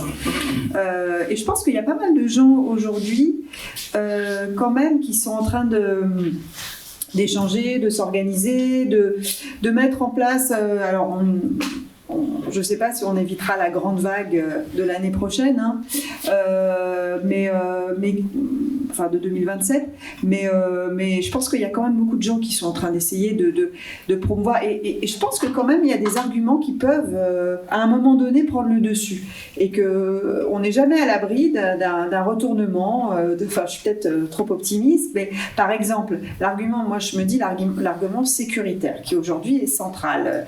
Les migrants créent de l'insécurité, c'est pour ça, c'est dangereux, et on en parlait en aparté tout à l'heure, même les féministes, même maintenant il y a un féminisme qui va nous expliquer que ce sont que les violences faites aux femmes sont liées à la présence des migrants, ce qui est quand même un truc... Quand on voit la part des violences qui sont commises dans le cadre familial et de proximité, c'est un petit peu embêtant. Je sais plus ce que je voulais dire. Mais je voulais dire, on peut le retourner, l'argument de la sécurité, en fait. On peut dire, en fait, être dans une société aussi la sécurité, c'est aussi la sécurité d'avoir, disons, une ouverture, de la sécurité que permet le fait d'accueillir des personnes qui, par ailleurs, vont sécuriser les conditions de vie de notre population, et tout l'argument économique, démographique, des besoins qu'on a en termes de soins aux personnes, etc., qui peuvent être... et tout ça, c'est aussi des questions de sécurité, parce que qu'est-ce que c'est qu'un pays qui se renferme sur lui-même, un pays qui a plus trop d'enfants, où les générations les plus âgées, les plus dépendantes vont se retrouver complètement dans une solitude totale. Si c'est pas de l'insécurité, ça, pour moi, c'en est de l'insécurité aussi. Donc, je me dis qu'il y a des arguments, il faut qu'on travaille dessus, mais il y a des choses qu'on peut construire ensemble, et il faut pas s'avouer vaincu. Je veux bien réagir aussi là-dessus. Je veux bien réagir. Moi, j'ai pas la solution, bien sûr, miracle, le coup de baguette magique, mais quand même, pour lire un peu France, je me dis qu'il y a un certain nombre de gens qui ont une voix discordante, et en qui on peut peut-être aussi, à qui on peut faire crédit. François Héran sur toutes les analyses démographiques, etc. S'il a raison sur ces analyses démographiques, et il est plutôt compétent quand il en parle, à un moment donné, cette submersion des étrangers, elle n'est pas du tout à la hauteur de ce qui est agité par la classe politique, mais qu'elle va continuer à agiter de toute façon. Mais est-ce que ça va finir par parler ? Je laisse la porte ouverte avec un message d'espoir. Si on regarde l'attitude du patronat, quand même, qui est dans un espèce de double, en tous les cas de mutisme éloquent. C'est-à-dire que le patronat sent bien que c'est pas très porteur d'être sur cette ligne de prise de parole aujourd'hui, mais il n'est pas en première ligne pour dénoncer que cette main-d'œuvre viendrait piller les emplois de la classe ouvrière française. Hein. C'est le moins qu'on puisse dire. Et ce qui me donne aussi espoir, parce qu'on est un peu dans le double langage entre le politique et le réalisme économique qui va émerger. Regardez l'Italie. Fer de lance. Mais elle a au moins parce que si vous regardez la façon dont elle gère les migrants naufragés et ce qu'elle a accueilli comme flux migratoire l'an dernier du point de vue de la masse salariale, du point de vue des emplois, alors là, il y a un double discours total. Donc c'est très fort en gueule à l'extérieur et alimentant ce discours de la fermeté, mais ils ont accueilli encore un nombre record. Je vois que quelqu'un veut s'exprimer du point de vue de l'emploi. Et alors, un autre... après, c'est la question de la temporalité. J'enverrai à François, si vous ne l'avez pas vu passer, quand il y a eu une annonce du retrait de l'aide publique au développement, il y a eu une tribune au vitriol d'un économiste africain pointu qui travaille aux États-Unis maintenant, qui s'appelle Célestin Monga, je crois. Je la ferai passer, mais en gros, en substance, ce que dit cette tribune, c'est attendez, vous n'allez pas nous faire pleurer parce que, soi-disant, l'aide publique au développement s'est effondrée. C'est peanuts, l'aide publique au développement, dit-il. C'est 12 milliards d'euros pour le continent africain, et pendant le même temps que, soi-disant, la bonté a octroyé au continent africain 12 milliards d'euros, il y a eu 650 milliards extraits du continent africain de façon plus ou moins licite et non valorisée dans le ruissellement aux politiques publiques africaines. Donc arrêtez de nous servir la propina, comme on dirait en espagnol, de nous donner le pourboire. Faisons le boulot sur le continent africain et moins d'aide publique au développement qui représente peanuts, et arrêtons de faire de la prédation économique. Mais la question de la temporalité. Mais sur l'exemple du comportement du patronat, aux États-Unis, le soutien de Trump commence à faire grise mine quand les flux migratoires tentent d'être contenus ou les migrants sont stigmatisés. Et franchement, c'est peut-être sur la question des violences de la politique de l'immigration qu'il y a des débuts de bascule politique aux États-Unis. Il y a des mairies qui tombent, des États qui tombent du côté des démocrates, alors que historiquement ils étaient républicains. Donc le triomphe de la brutalité, de l'hostilité aux migrants, enfin, l'hostilité aux migrants n'assure pas un triomphe durable. Et c'est une photographie, cette remarque, c'est aussi une photographie de l'état des sociétés sur ces questions. Je vous donne la parole. Oui, non, c'était pour... merci pour avoir pointé cette contradiction. En fait, en Italie, ça fait 3 ans qu'on a l'extrême droite au gouvernement et au Parlement. Ils ont la majorité absolue. Ils font passer toutes les lois qu'ils élaborent, plus ou moins. Et de fait, il y a 1 million de migrants qui sont entrés entre 2023 et prévus pour 2027. Enfin, 2028, pardon. Mais le problème, c'est quoi? C'est que du coup, le problème n'est... Enfin, du fait que concrètement, le système de production empêche de concrétiser les promesses, le problème devient plutôt la mise en place d'une supériorité ontologique humaine d'une certaine population native. En Italie, en plus, il n'y a pas une longue histoire d'immigration, plutôt d'émigration. Donc, en fait, ceux qui sont restés, entre guillemets, ils ne connaissent pas du tout ce phénomène. Et j'ai l'impression, en fait, que du coup, la question, c'est maintenant, on croit quand même à l'extrême droite parce qu'ils permettent à la fois de garder le système de production et d'empêcher que ces gens-là acquièrent un statut humain comme le nôtre. Donc en fait, la vraie question, à mon avis, qui se pose aujourd'hui dans un gouvernement... Enfin, l'Italie en est un exemple, mais on verra pour des pays qui pourraient basculer. Mais en Italie, c'est un exemple de comment, en fait, l'extrême droite a réussi à absorber la contradiction. Et là, il faudra des arguments pour... enfin... Les arguments moraux, ça, il y en a beaucoup, mais... Et d'ailleurs, il y a une reprise, enfin depuis déjà une bonne quinzaine d'années, mais il y a une reprise de l'émigration italienne importante, mais en fait on ne sait pas exactement statistiquement dans cette émigration italienne quelle est la part. En fait, il y a probablement une part importante de descendants d'immigrés en Italie. Parce que l'Italie, effectivement, a maintenu un système complètement dual, où il y a les Italiens et puis il y a les immigrés. Et la gauche n'a jamais été capable de faire passer, quand elle avait le pouvoir, une loi sur la citoyenneté qui permette à ces deuxième générations d'accéder à la citoyenneté italienne. Bref, maintenant c'est trop tard. Et donc il y a aussi une partie de ces jeunes qui sont nés en Italie, qui ont grandi en Italie, ou qui sont arrivés petits, et qui aujourd'hui repartent. Parce que eux pour le coup, les deuxièmes générations, ils ne vont pas accepter d'être des citoyens de seconde zone ou des personnes surexploitées, etc.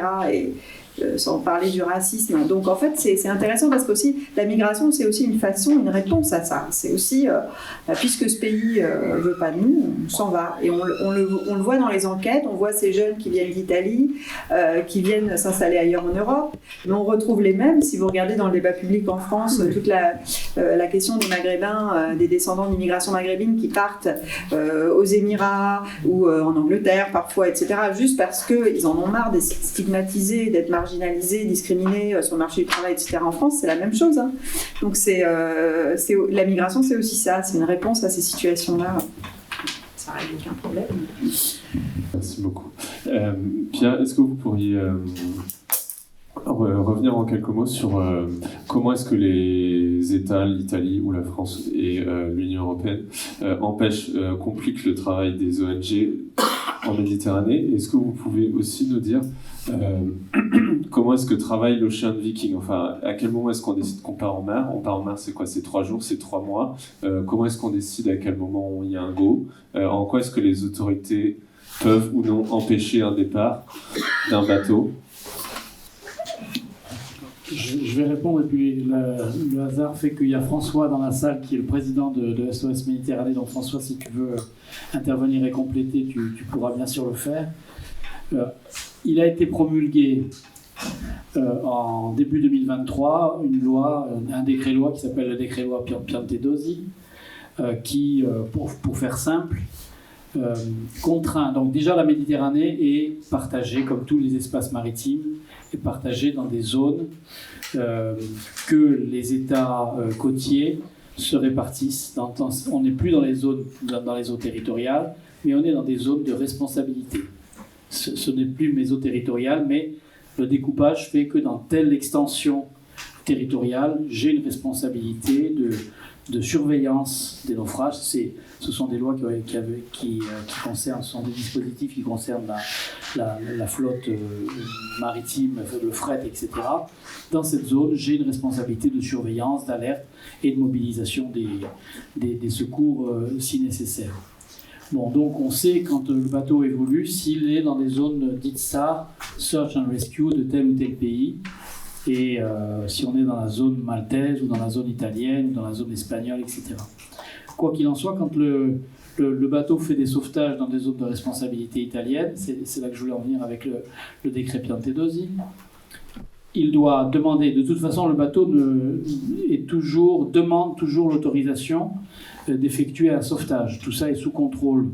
Et donc toutes les critiques qui sont faites à SOS Méditerranée d'être des passeurs, de contribuer au passage, c'est faux, puisqu'il faut qu'il y ait un go des autorités maritimes et que ce go est prononcé sur la base de l'analyse de risque du bateau qu'on s'apprête à sauver.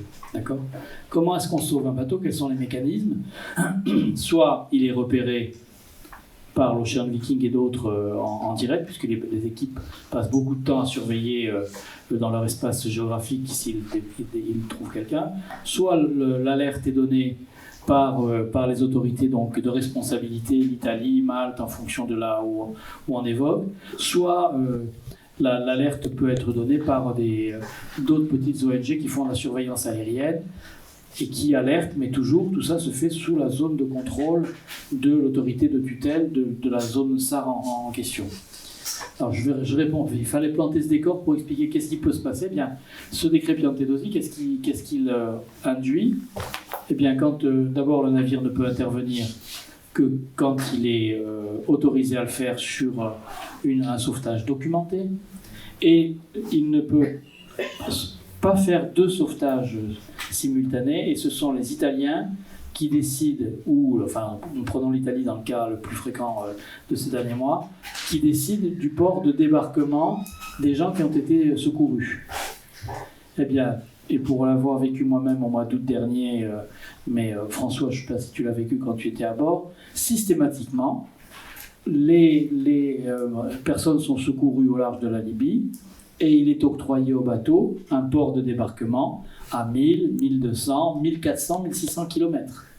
Et quelquefois, ça s'est trouvé caricatural cet été, une fois avec 7 personnes sauvegardées à bord, une autre fois avec 37 personnes sauvegardées à bord, dans un navire qui, dans sa jauge haute, peut accueillir 300 ou 400 personnes, et à qui on va faire 1000 km aller, 1000 km retour, perte de temps, moins de dispositifs de sauvetage en Méditerranée, et le gasoil.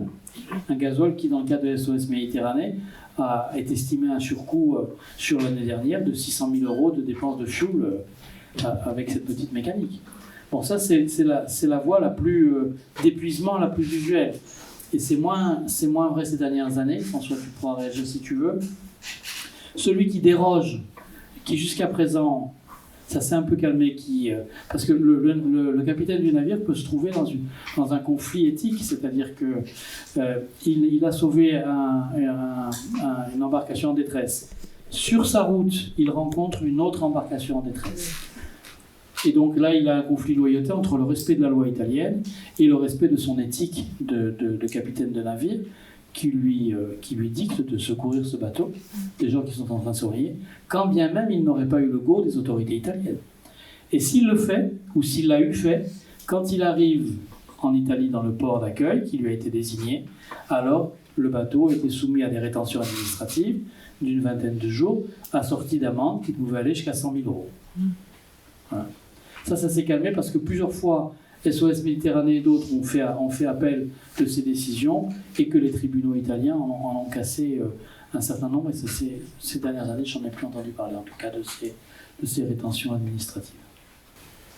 Pourquoi est-ce qu'on les envoie si loin? Ils décident, les autorités italiennes décident. Oh merde. Dites-nous peut-être combien de bateaux alors se trouvent en Méditerranée à faire cette fonction Alors actuellement, François, tu peux répondre à ça? Il y en a pas loin d'une vingtaine, mais il y a de nombreux petits bateaux qui ne peuvent pas sortir l'hiver. Il y a des voiliers par exemple. Il y a nous, notre bateau c'est le plus gros en fait, et on peut sortir dans des conditions météorologiques vraiment, toutes conditions en fait. Même si partout dans le monde, que ce soit dans la Manche ou en Méditerranée, les traversées ne se font que quand il y a des meilleures conditions météorologiques. Alors, ça ne veut pas dire que les conditions ne vont pas se dégrader, et les passeurs s'en fichent complètement, mais les gens ne partent pas s'il n'y a pas il y a des vagues de départ dès qu'il y a des meilleures conditions météorologiques. Par contre, juste pour compléter, le fameux décret Piantedosi n'interdit pas spécifiquement de faire 2 ou 3 ou 4 sauvetages à la suite. Il est je pense qu'ils ont utilisé des juristes très pointus. Et simplement, on est obligé de leur demander l'autorisation aux autorités compétentes pour faire, s'il y a un nouvel appel de détresse, pour y aller. En général, aujourd'hui, c'est vrai, ils nous donnent le feu vert. Ils ne nous disent pas « allez-y pour faire le sauvetage », ils nous disent « pour évaluer ». Voilà. Personnellement, quand j'étais à bord, on avait fait 2 sauvetages, on est tombé sur une embarcation en détresse, une 3e. Il se trouve que c'était plus proche de l'Italie, ils nous ont demandé d'évaluer et ils ont dit on s'en occupe. Alors, on a attendu plus d'1 heure que les gardes-côtes italiens viennent secourir.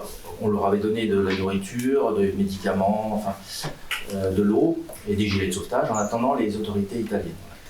Mais ce qui est important aussi de préciser, c'est que le droit maritime est très clair.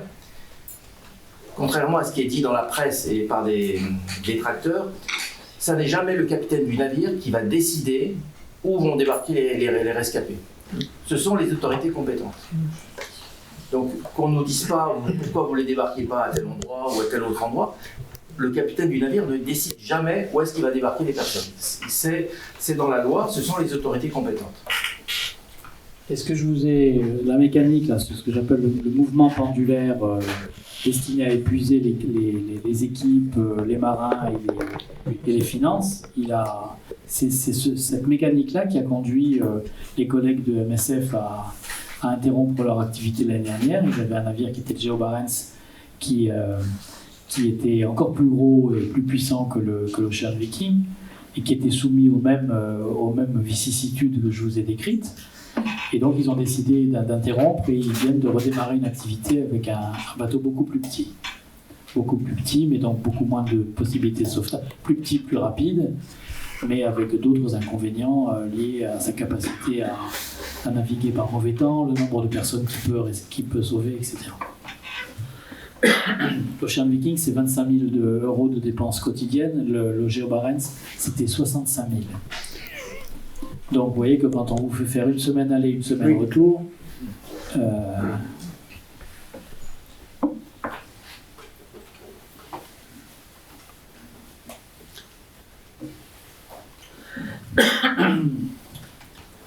J'aurais peut-être encore une question sur, si on peut, sur effectivement la presse en a parlé ces jours-ci, on va vers une généralisation, si j'ai bien lu, de l'externalisation des demandes d'asile. Voilà, donc l'Italie là aussi a montré la voie avec l'Albanie, mais les autres pays vont vers ce même modèle ou contre-modèle. Qu'est-ce que ça change pour les temps à venir dans les problématiques qu'on évoque en Méditerranée? Oui, enfin, j'ai pas de réponse très précise. Il y a différents aspects dans le pacte européen sur l'immigration et l'asile qui vont devoir être implémentés, y compris en France. Il y aura une nouvelle loi immigration qui devra implémenter un certain nombre de choses. Voilà, j'imagine que les juristes vont se battre aussi, et c'est de la même manière que ce qui s'est fait en Albanie. Ce qui s'est fait par rapport à l'externalisation en Albanie, mais bon, c'est vrai que en fait, je veux juste remarquer que le glissement là, il est significatif quand même. Le glissement qui est pas récent, mais qui est vraiment, du coup, il y a une montée en puissance avec le pacte. En fait, c'est ce glissement d'une externalisation de la gestion de l'immigration qui pouvait empêcher des gens qui auraient dû pouvoir demander l'asile, mais là, à une externalisation de la gestion de l'asile. Et ça, c'est quand même très, très, très, très préoccupant. Enfin, c'est renoncer complètement au principe qu'on fait aussi l'Europe, quoi. Donc, c'est vraiment très préoccupant. Mais je n'ai pas de réponse très précise sur ce qui va se passer et dans quelle temporalité et tout, là, à voir. Pour ceux qui ne sont pas familiers de cette question, donc il y a un texte de loi qui est dans les tuyaux, qui va devenir effectif en mai ou juin, je crois, et dont les autorités européennes sont en train d'affiner la déclinaison, etc. Un ou deux points qui me viennent en tête, parce que je ne suis pas nécessairement un spécialiste de ça, puis ça fait longtemps que je l'ai lu. Qu'est-ce qui inquiète dans ce pacte migration et asile, qu'on a évoqué en filigrane à l'instant?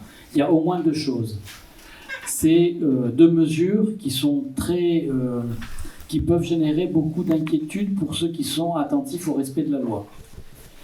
Donc, comme je vous le disais tout à l'heure, des gens qui fuient un pays en disant, vrai ou pas vrai, qu'ils craignent pour leur vie, rentrent dans un processus qui, au minimum, doit accepter de les mettre à l'abri, investiguer les mécanismes qui les ont poussés sur les routes et reconnaître ou pas leur statut clair de demandeur d'asile. Sinon, ils sont condamnés, entre guillemets, ou poussés à repartir jusqu'à des mesures d'OQTF pour qu'ils quittent le territoire. Donc, dans ce pacte, il y a deux choses qui hypothèquent le déroulé, on va dire, serein de ce que je suis en train de vous raconter. C'est des projets de délocalisation des lieux sur la rive sud de la Méditerranée. C'est-à-dire que cette analyse juridique qui va viser à dire oui, il remplit potentiellement les conditions d'un demandeur d'asile ou pas, on veut la délocaliser sur l'autre rive, avec tout ce qu'on peut émettre comme doute sur la façon dont ça sera mené à bien.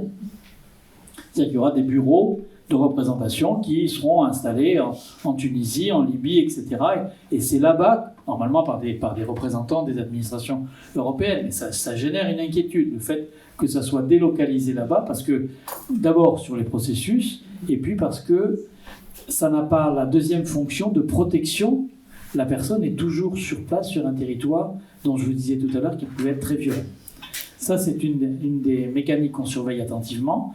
Et l'autre mécanique que vous venez d'évoquer, c'est toute cette histoire de relocalisation. C'est-à-dire les gens sont interrompus en Méditerranée par des vedettes italiennes ou autres, et on leur dit « Ok, mais vous n'allez pas débarquer en Italie, vous allez aller au Rwanda si vous traversez la Manche, même si c'est en train d'être un petit peu discuté, ou vous allez en Albanie si vous traversez la Méditerranée, confère les accords de l'Italie avec l'Albanie et de la Grande-Bretagne avec le Rwanda. Donc, et jusqu'à présent, les tribunaux italiens et anglais ont cassé ça. Mais comment ça va bouger, on ne sait pas. Merci à tous. Merci beaucoup Camille Schmoll et Pierre Micheletti. Merci François. Merci à tous ceux qui ont suivi les 3 conférences du cycle. Merci à Confrontation pour la coordination de ce cycle. On retrouve les podcasts des conférences en vidéo sur le site de Confrontation, en audio sur le site du Dorothy. Et voilà, tu vas ajouter un mot. C'est formidable. Je voudrais juste annoncer la suite des rencontres. Merci d'avoir rappelé que ceux qui ont raté les épisodes précédents sur Asile-Exil peuvent les retrouver sur le site de Confrontation en vidéo et en audio au Dorothy.